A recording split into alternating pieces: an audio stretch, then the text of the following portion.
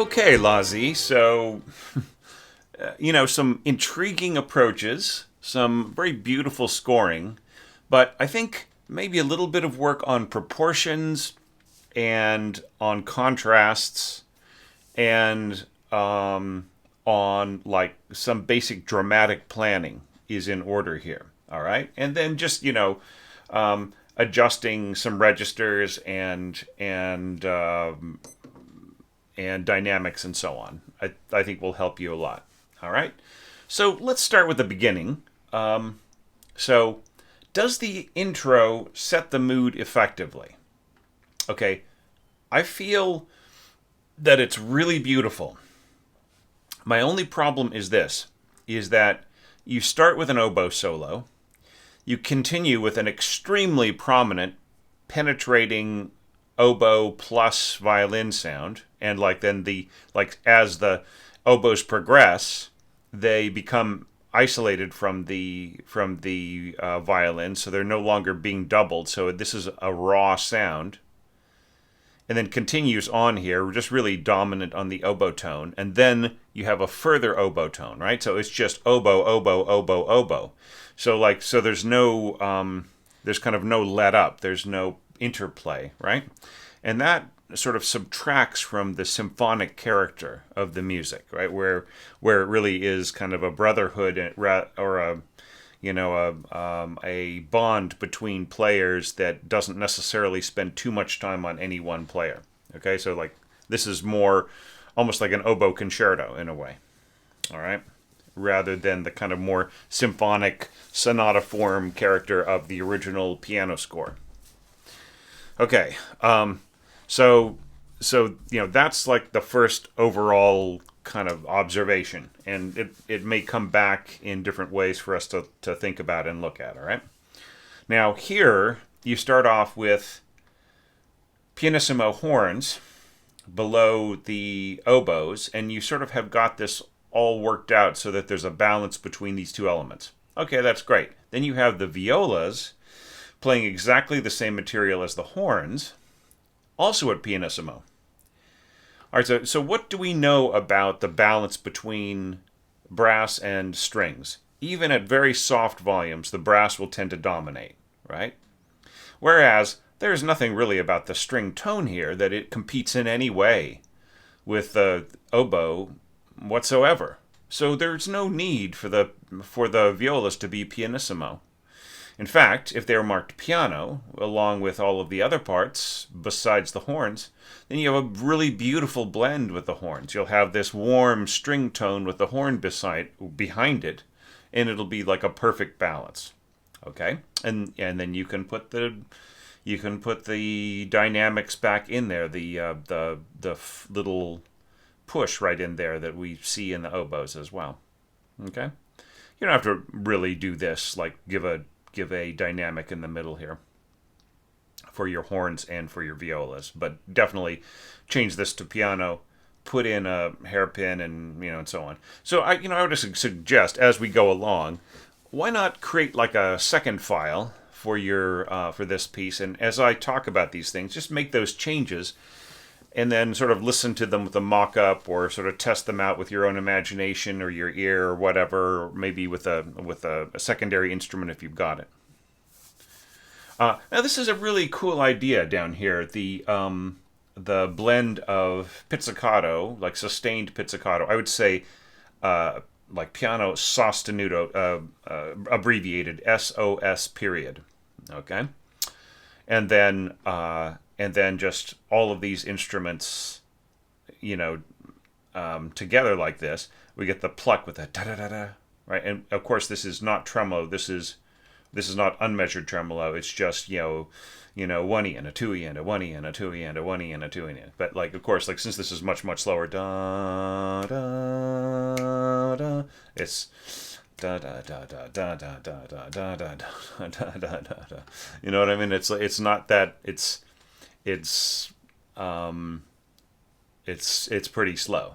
So if you really want this to be unmeasured tremolo, then you should actually put 4 beams because largo, then you need to just really up it to where it's trembling. It's a true trembling tremolo.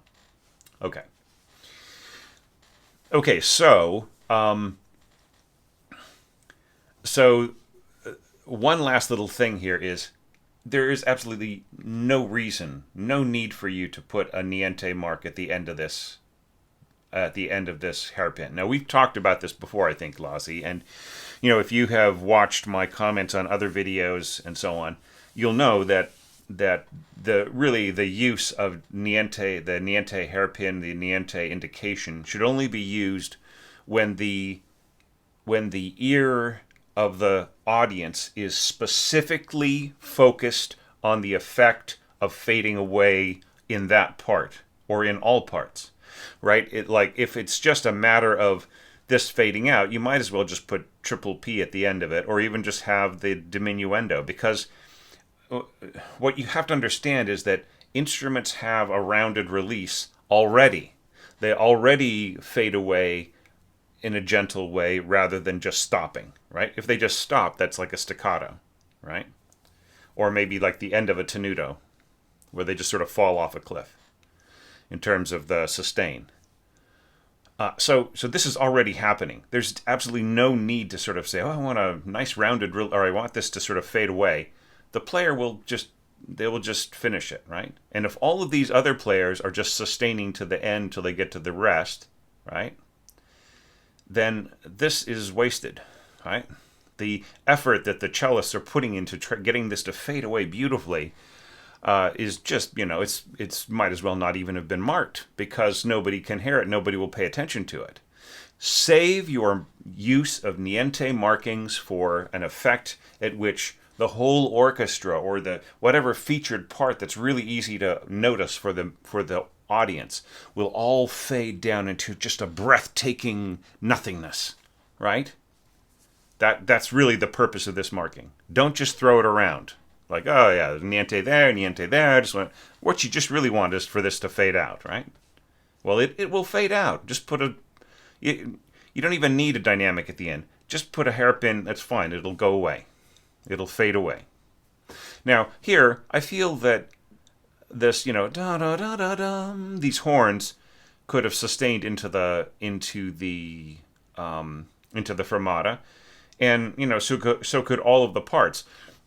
But once again, similar to a recent entry, I feel that in this instance you have sort of managed everything in a way that has the sort of disappearance of the accompaniment by the fermata sort of makes sense. Okay, so I'm not going to, I'm not going to worry about it too much.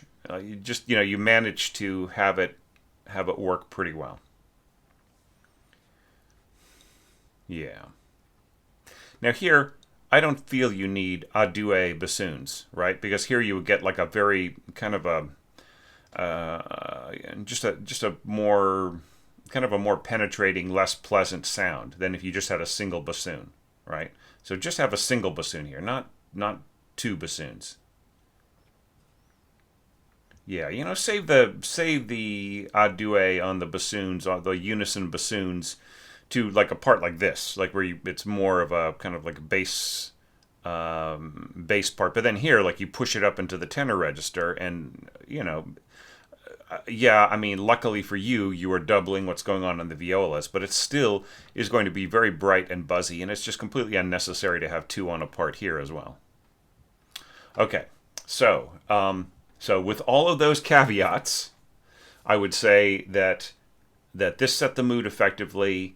That like with some of those changes that I suggested, I would say that it's pretty well scored. Okay, now we go on to here. Now keep in mind that like maybe with your notation application, you were unable to do a pickup bar the way that it is in the piano score. Okay, so if that's so, then that's fine. But like just see if you can work out pickup bars. So it should be a pickup bar of one beat with a quarter rest in each bar, starting right on this, and that just really helps the conductor. They'll give a little preparation as they come to the end of the fermata, and then boom, da da da da da da da, right? Okay. Okay, so now let's talk about melody starting with elegance. Right? That's our next criteria for this part. Okay, now, like, all right, before I sort of micromanage your slurs and everything else, let's just talk about the effect of the scoring all together. Here you have got low strings in unison, and they sort of climb higher, and then they do this, and then for some reason, I have no idea why, you drop out on your second violins.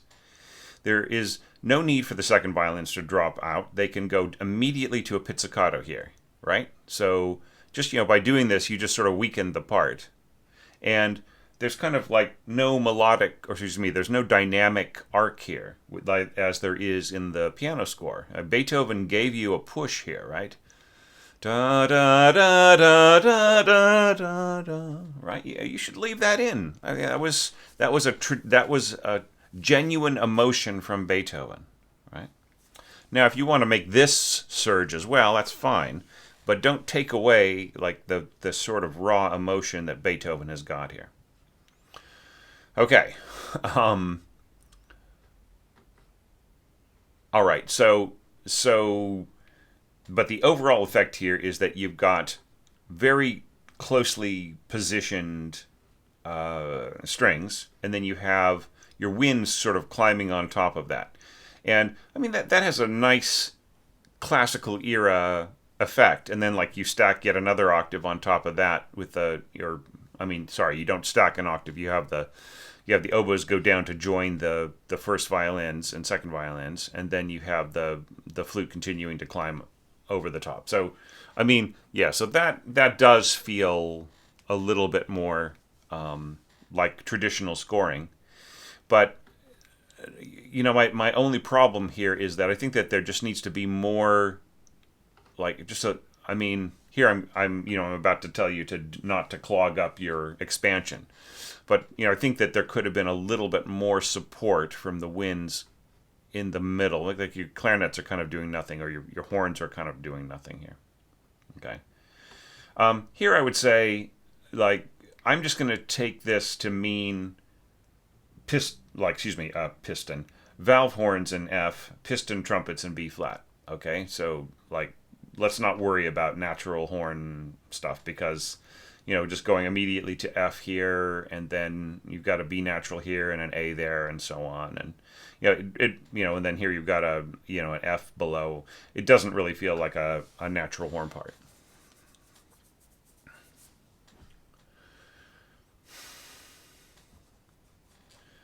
So does the melody start with elegance? All right, so that's now we're getting into our criteria.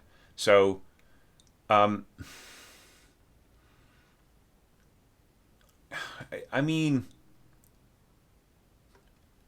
I feel that like part of it, with this sort of 4-1, 2-3, 4-1, 2-3 kind of slurring or bowing, and this right in here, da, there's like no oomph on the, there's no push on the downbeat when you do this. Okay, and Lazi, you may have missed my many cautions against people slurring from the pickup, right? So this slurs from the pickup to the downbeat, and then we have another one here too. So I don't know if you watched my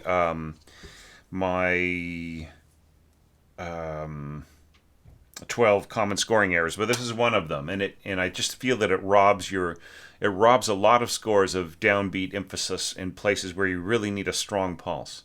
I mean, what's wrong with going da da da da and then da da da da, as opposed to da da da da, sort of like that way? It just sort of feels like you're kind of always falling forwards, as opposed to stepping forwards. Do you see what I'm saying?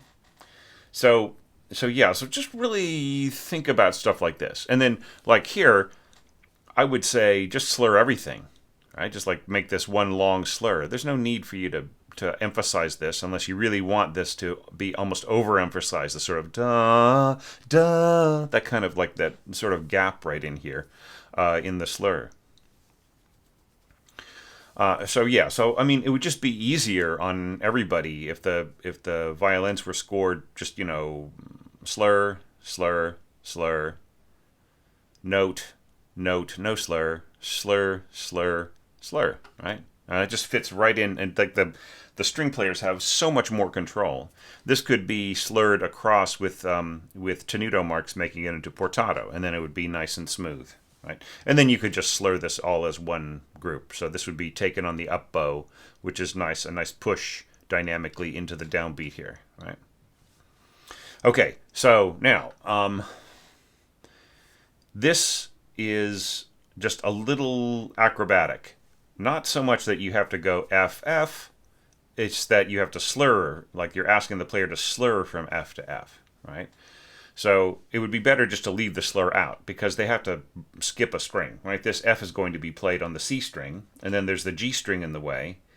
Unless we are playing this F on the G string, which is a very high position, and it sort of makes everything very, very tenorish, very high, whereas it could just be played in a very ordinary way on the D string, right? So and that puts it in a, like, if this goes to the D string, then this all becomes very natural and easy, right? So just try to think about what's in the way when you are going from place to place. And I think like you also, like, once again in terms of pacing, going da da da da da da.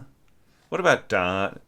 What about boink? Da, da, da, da, da, da, da, da. Yeah, isn't that smoother? Just, thinking in terms of slurring beam groups. I just think you have you have options here that can make this flowing, right? So at this point, I can't say that there really is as much of a natural flow as there could be. Like perhaps with some of those changes, I would say, yes, the melody starts with elegance. I mean, I actually kind of like what you're doing here with the oboes going up to here. But I mean, what if,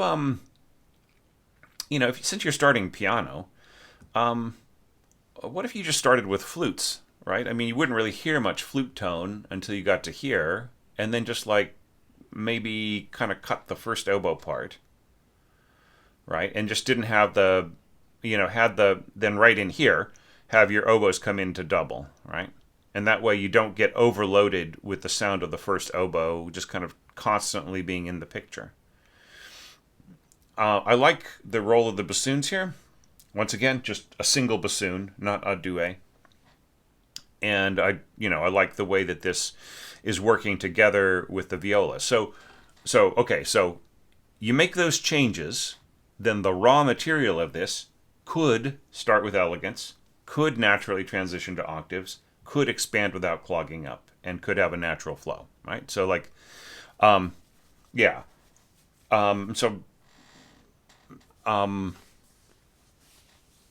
think you need to tell us what the dynamic of the timpanist is here. You've been really careful about like giving everybody fresh dynamic markings after the double bar. That's great. So just need to know, what is the timpani right in here. This is kind of cool. There's just this little surge right in here of horns. I would submit to you that you probably don't even need this surge right in here because it's because by rising, but the sort of da da da dum, and by adding the horns in here, a little punch in the middle, it kind of is already doing that, right? It's almost overemphasizing the natural tendency. And then put the surge back in here that Beethoven originally scored, at least in your melody instruments. And I think that you have an opening section that is just amazing. All right, so now, going on to the next part. So our concern here is contrast with theme. Well, it kind of doesn't, right? Because, as I said before, oboe melody, oboe melody, oboe melody. So like it just is much of a muchness, as they say here in the Commonwealth, right? So it's just kind of the same strategy over and over again. So this is what I was talking about, like dramatic proportions, right? And some advanced planning. I mean, what if this were, you know, what if this were clarinet and this were flute, right? And then you'd have like these lovely contrasts that kind of dance back and forth. As far as harmonic support, I think the pizzicato thing right in here is very cool. All right.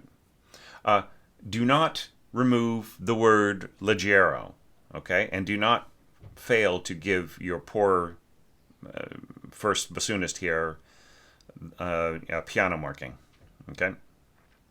And leggero in all of these little solo bits. And then I would say, that ticks the boxes for that particular concern. Just to go back up. Right, so everybody is pizzicato here. I think you should just mark this as quarter notes. Because this should just start without, just without worrying about this hanging over. And here, you're going to arco, right?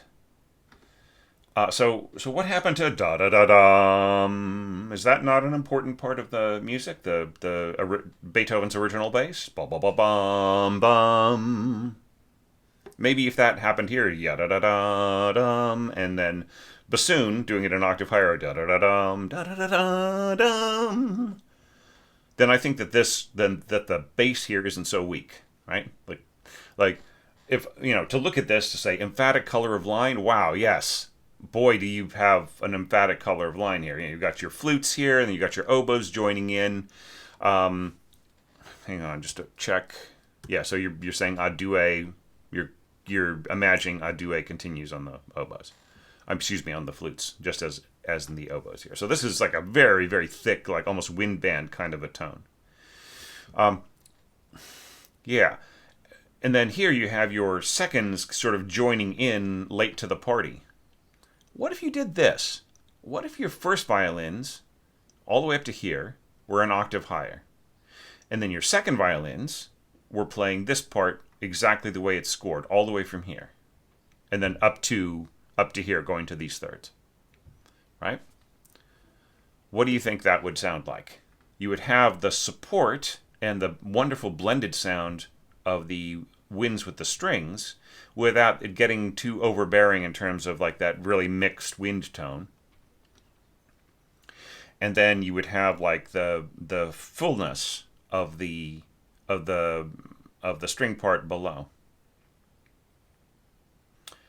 But I mean, you can leave it alone too. It just seems to me that like and once again now this is kind of going into the whole question of like proportions and color and overall planning and so on. I mean, do you see what you're doing here? Is you're giving all the imaginative upper stuff to the winds, all the way through, right? It just wins, right? And we don't really get to the strings, being on a parity with the, just being on the same pitches as the strings being on the same pitches as the higher winds until like right around here. So like really like by putting like the strings constantly in this lower position right in here, it takes away the symphonic feeling, right? It just makes it more of like the strings is kind of just a little bit of support to a kind of a more wind band kind of a tone. All right. So and what's more is like the clarinets, like since you end up down here, sort of doubling the first violins with this statement, why can't the clarinets double up like the second violins or maybe the firsts even, right? Just to give it just more power down in that lower register and have more of a blended tone.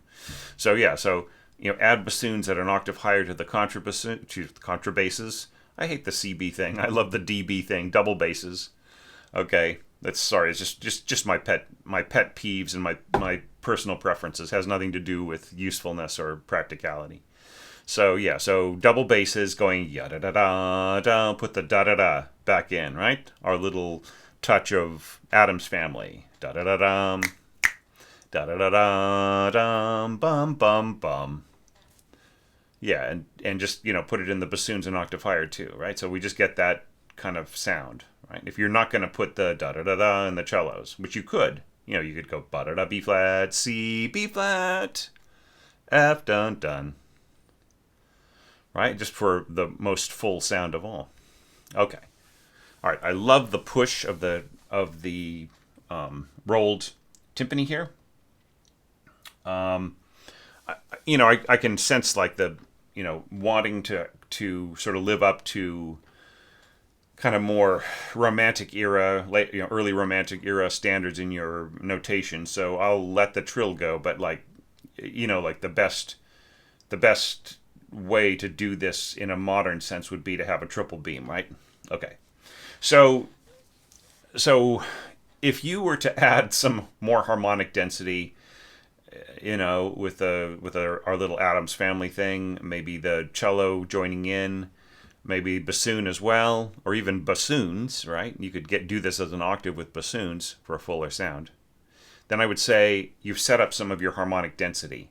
If you were to have the B-flat clarinets double the first violin, the way you have it scored here, or seconds, if you were to make the first go up and have the seconds play the first part down here, if you have the B-flat clarinets taking the octave there fully and then ending up here, right? Not up higher like this, but down lower like this.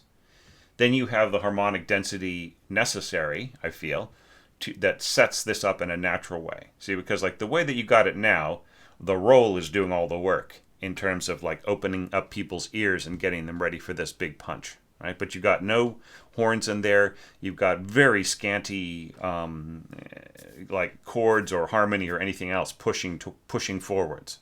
I really do like the crescendo here and so on, but like these people can't just enter from nothing, right? You have to tell them what the dynamic is. Okay. And then same thing from like if an instrument has not played for a while or starting arco, like here you're being very careful about it. You're saying forte forte. So, maybe this would start from mezzo forte, mezzo piano. I mean, where are people starting from and going to? This I really like. I really like the whole idea of going to forte piano and then just dropping off the cliff. Da da da da da da da da da da da da da bum bum bum. It's kind of cool. Oops. Right, and then here, like you let the texture do all the work. Bum bum. Bum, bum, bum, and it just feels louder because it's fuller, but it actually isn't at all, right? It's the same dynamic. Bum, bum. Now here, I would say you don't need to mark, like, the last piano of the forte piano mark is going to make sure that everything else is piano, right? So you don't need any of these piano marks in any of the parts. Okay, and I don't have any big problems with the way that this is scored. All right, so cool. Let's go on to the B part. Hang on.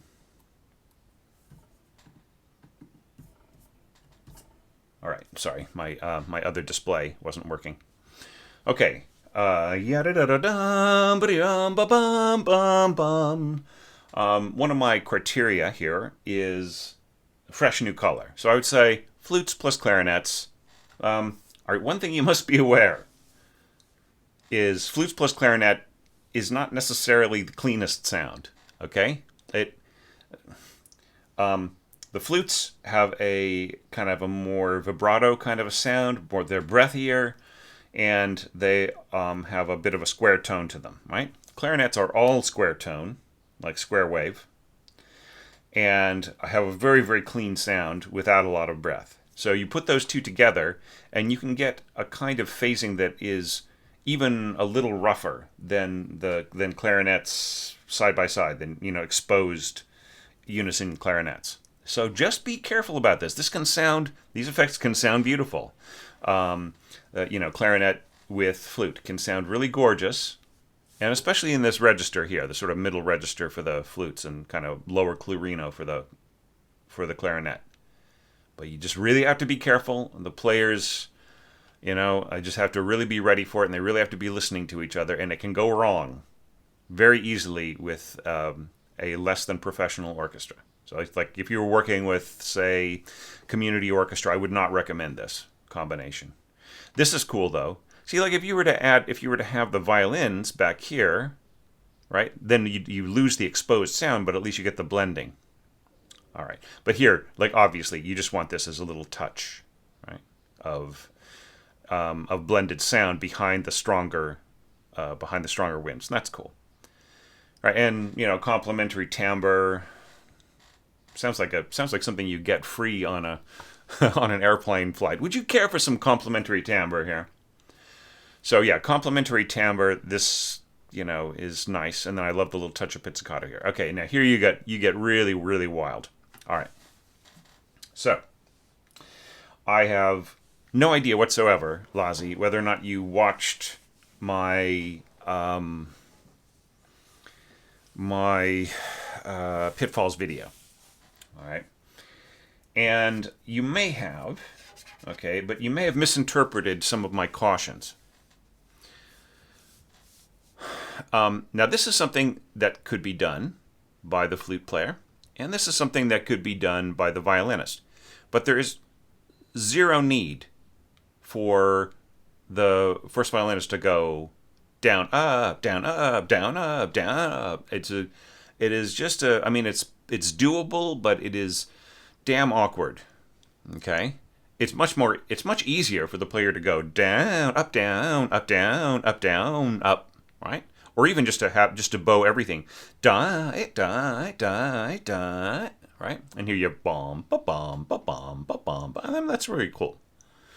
Okay, and I love the way that this just like really plays against the original pattern, the way that it was scored, right?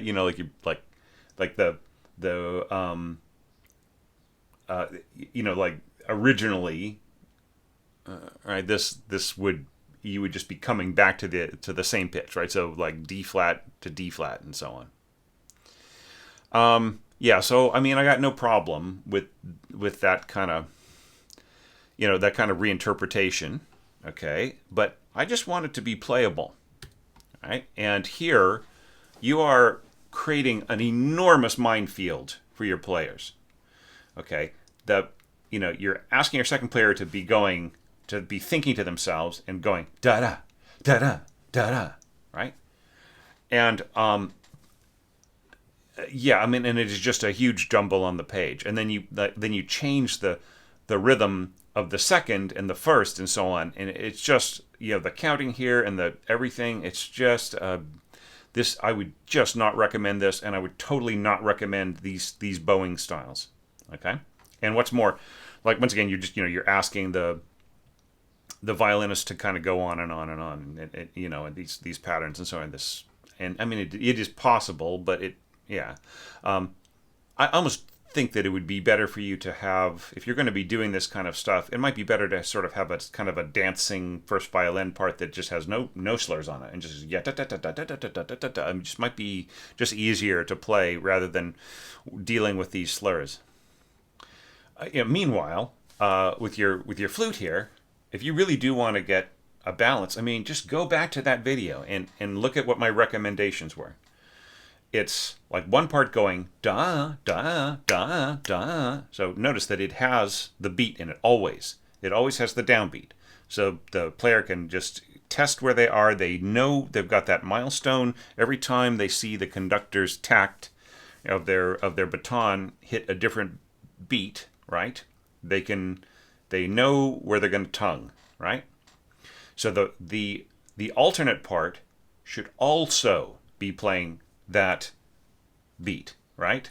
Should also be playing. So one part going ta ta, then the other part going ta ta da ta ta da ta ta da ta ta da ta. You put them together, you get ta da da da da da da da da da da, and they can just go on forever because they have little spots to breathe. But like this way of splitting things up, it's just the counting is just too weird. So here you're, neither player is starting on the main beat, right? You're slurring into it, or you're going rest da da rest da da rest da da rest da da, right? It's just it's something that might last a bar or two and then just like really come apart quickly, especially with like a community orchestra level or semi-pro level players, right? Okay, so like all of that aside, like so if you were to fix this right, along those lines that I recommend, then I think that it would be workable. And I would say, just like with the way that you've got the flutes set up, say that you refurbished it along the lines that I suggest. Then I would say, just like with your violins, you could trade off between the two, just as you are trading off between the first and second flute, or you could just have your first just like kind of be more Mendelssohnish with no slurs at all, and just go yeah, yeah. But it does really kind of get to be tiresome after a while, which is kind of nice to have the da da da da da da da da da da da da da da da. I would think maybe this could all be one, one thing with both flute players, and Okay, so, all right, so all that aside, are you thinking ahead to the widening gap? Yes. Okay. Are you, but like, here, like, emphasizing the alternating note, you're just doing that in timpani. And I think that, like, so much timpani, after a while, the timpani stops having meaning to the listener. If it's just pound, pound, pound, pound, right? Just like we just really lose the sense of its emphasis and its specialness, right? What is the note that needs to be emphasized? Is the one that is changing back and forth, right?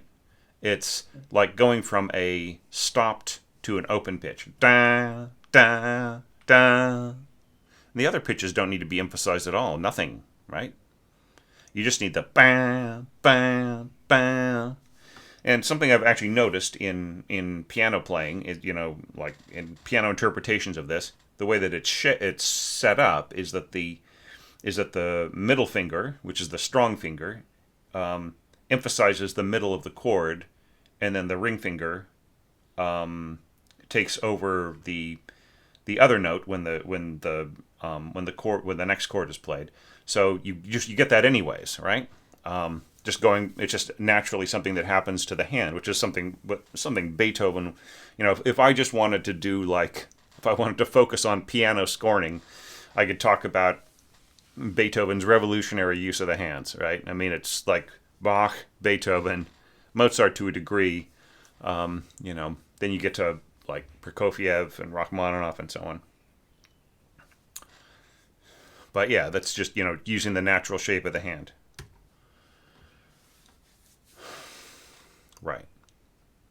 See, and like when you get to here, maybe you could go to full patterns for both the flutes. But yeah, but to look at this jumble, really, like you just have the first player going da da dun da da dun, and then the second player going dun da da dun da da dun da da dun. It just this is really hard to play.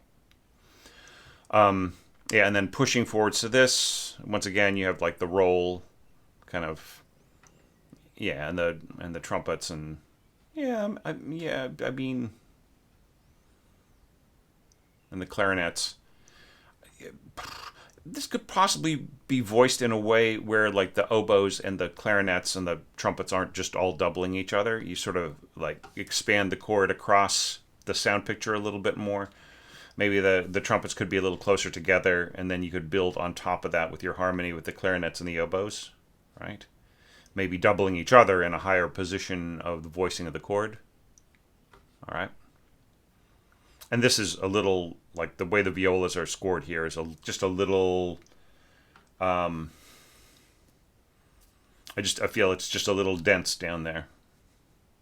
I mean, especially, yeah, I think this could possibly be reworked a little bit to be more expansive and less sort of claustrophobic on these lower pitches. All right, and then we have this big wide chord. So once again, I feel like too many people are playing the same thing, right? So just maybe like rather than all these open fifths, maybe we could just have more of a kind of consonant,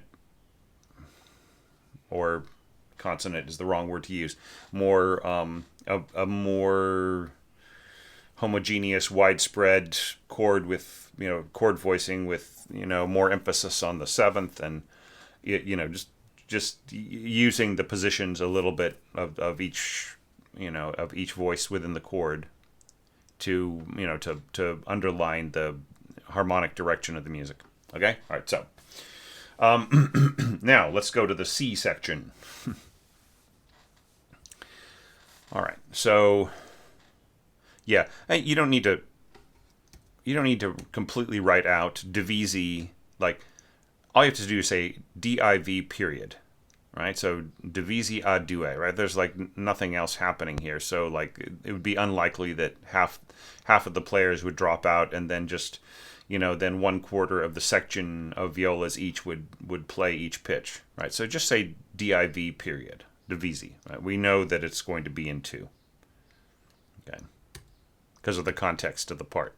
Then here, all you have to do is just say unis period. Okay.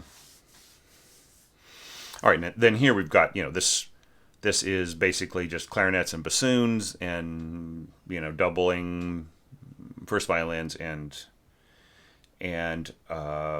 violas. All right.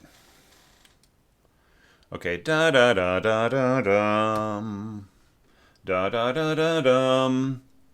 Now, by putting the A down here instead of up, or the G down here instead of up, you take away the cascading downwards, and you go da da da da da da.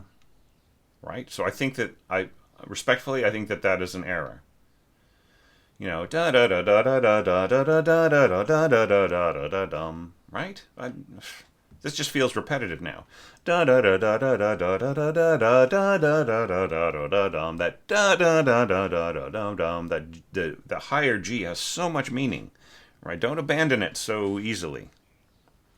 Okay, and then right in here, this flute is just a throwaway. Like, this is not really going to contribute very much to the tone at all, being in its first octave like that. Okay, but this is all cool. And then here, like, you sort of alternate to oboe and... Yeah, and then here, like, here you have that higher note. Da da da da da da da da da da da dum. So why is it here and... why is it here and not here? I don't understand. Maybe that was just like... maybe an error of transcription? I don't know. Or copy-paste or something. Just personal preference? I don't know. Okay, so this is kind of cool. Yeah, so, I mean, like, in terms of dramatic planning, it's just like, it's like there isn't really a contrast between these sections. It just really is kind of the same thing again. It's just winds plus strings, not an enormous difference. Like, this will be a little kind of, it'll be cooler on top and warmer on the bottom, and then here it'll be warmer on top and cooler on the bottom, right? So, I mean, those are very subtle distinctions, and, especially if the players are, the string players are playing in a sort of a lusher, more symphonic style, there won't be a huge amount of difference there. All right. Okay, and then here we got this da-da-dum. And, just respectfully, I feel that this is fussy. Da-da-da-da, da-da-da-da-da, da-da-da-da-da, and just have it all staccato, or all mezzo staccato. Da-da-da-da-da-da-da-da-da-da-da-da-da. Or maybe slur. Da-da-da-da-da-da-da-da-da. I mean, I just feel that the Mets, I just feel it's a little fussy. I mean, it's playable.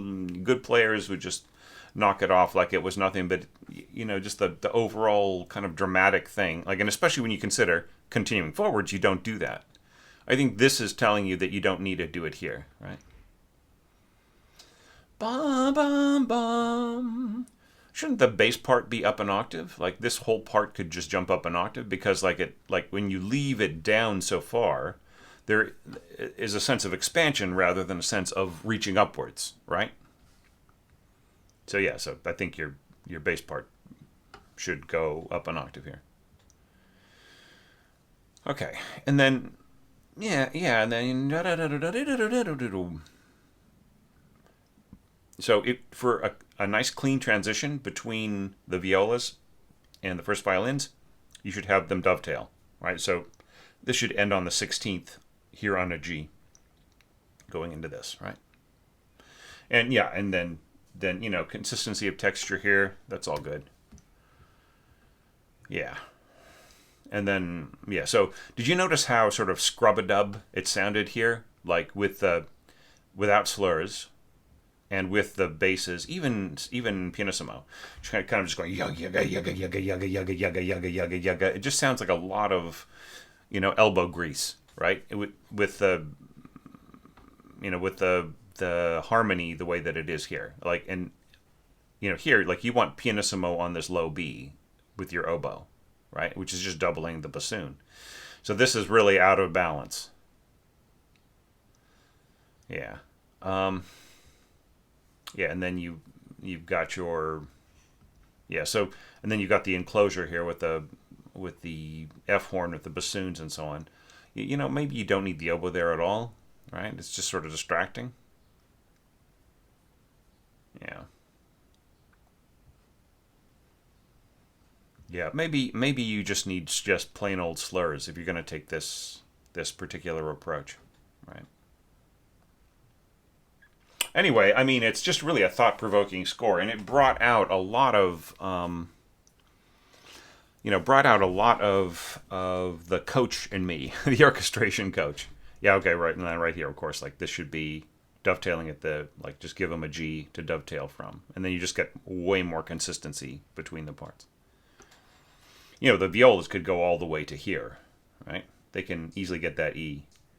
And then here, if you're going to jump down in the terms of the register, then you don't need to dovetail, right? So just have the violas go to here, and then the low strings take over from there. Is, one way to deal with it. Anyways, Lazi, I mean, it's always great to get a score from you, and it's almost like, you've been entering these challenges for so long, it's like this ongoing conversation, right? So just really, like, think about a lot of things that may be happening, recurring a lot in some of your scores. I don't know if we've talked about, sort of throwaway niente diminuendo markings or whatever, but like just try to hold on to a lot of these particular things and improve them in your craft as you move along, and and just, yeah, because you're definitely, your scoring is getting stronger and stronger, and this had just really, I mean, there were some organizational problems and there were some proportional problems and so on. But, like, did you see how easy they were to fix, right? It didn't really take very long at all for me to, like, figure out a way to take the raw material of your score and just, with a few little changes, make it so much more playable. And, so the bare bones, of what you're doing and even the finer details, like it can all work together really, really easily. Right? It just, just needs a few things. Thinking about things like, do you want to slur over repeated notes? Or wouldn't it be better just to go down, up, right? Stuff like that. So anyways, but I mean, cool score. And wow, it's just like, it's so great to get another score from you. Especially like this very offbeat, when you think about the general period we've been covering in our orchestration challenges, sort of about 100 years ago, right?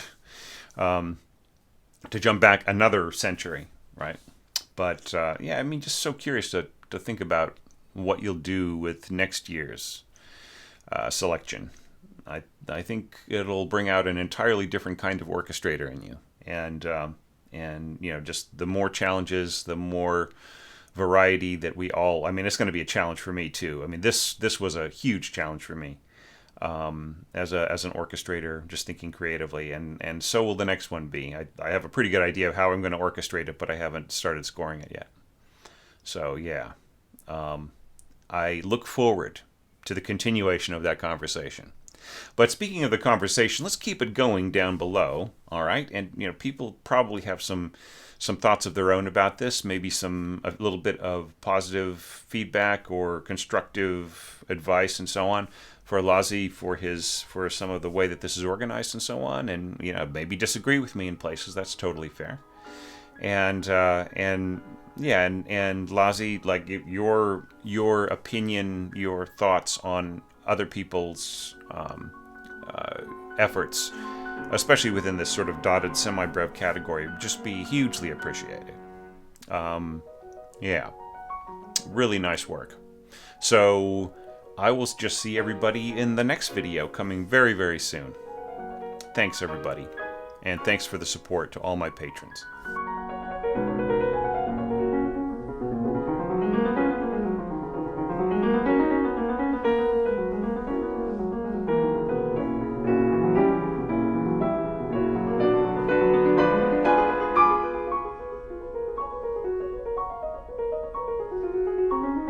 Thank you.